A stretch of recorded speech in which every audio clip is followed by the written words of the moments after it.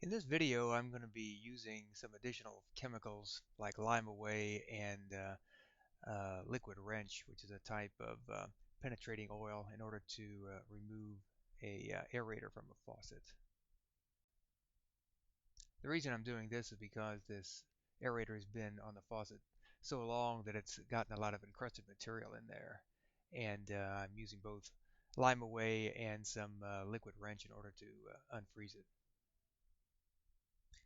Yeah, at this point I put some lime away on this cloth and just sort of dabbing it around the side where the encrusted material is to try to unfreeze that material.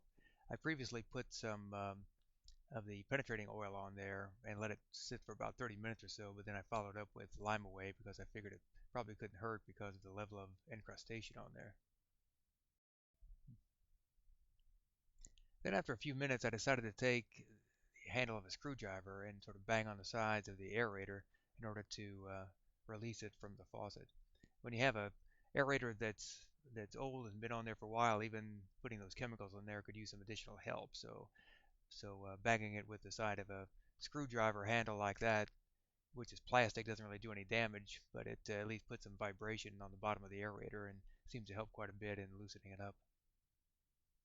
And at this point, I was easily able to unscrew it. You loosen it by turning it clockwise like this.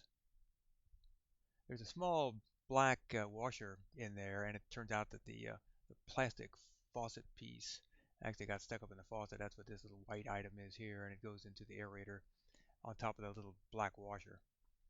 So it looks like this when you put it all together. So at this point, my original intent wasn't to replace this aerator with another one, but instead just take the washer and plastic piece out and just use a small scrub brush and some detergent and just clean the aerator screen and then reassemble it and put it back together again. You also may want to put some grease on the threads in order to make it easier to unscrew next time, like lithium grease or silicone grease or something like that.